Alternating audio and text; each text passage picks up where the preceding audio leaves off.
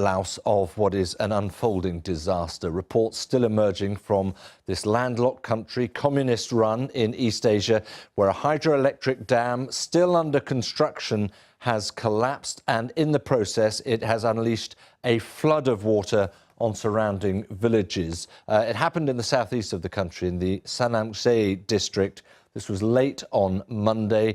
What seems to have happened is that the dam's simply given way, and that released what is estimated to be around 5 billion cubic metres of water. How much is that? Well, it's difficult to imagine, isn't it? But we've got some pictures which give us some idea of the impact that is having. There is the watermark there, and residents simply left to take some shelter on the roof itself. The first reports suggest many houses were simply swept away.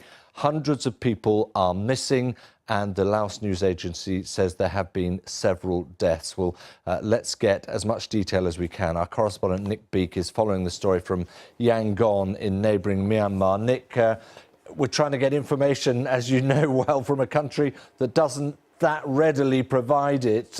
What do we know? Yeah, absolutely, David. The information's still emerging, but the details we do have look particularly worrying when you look at the numbers involved. And as you say, the best source comes from the Laos news agency, which is a government-run state media organisation. And they've been the chief source, really, of what is an unfolding disaster, clearly.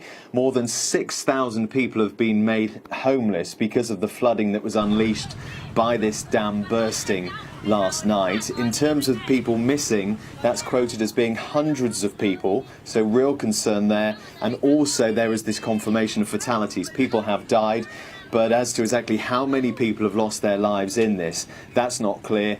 Also, as you mentioned, the pictures speak for themselves. Some aerial shots that the state media have broadcast, have put out, do appear to show that the scale of the problem they're facing here, severe flooding in 6 particular villages, presumably the nearest to this particular dam. Well, Nick, what is obvious and inevitable is that there is going to need to be a pretty massive rescue and assistance operation here. I don't suppose for a moment the authorities within Laos itself are going to find it easy to deal with this.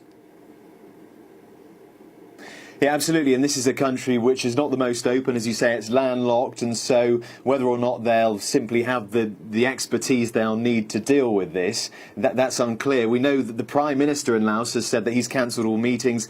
He's travelling, or certainly he may well be there now in the affected region, and for the local authorities there, this is a huge operation. Already they have put out an appeal for water, for medicine, for clothes, anything that could be used to help survivors in this.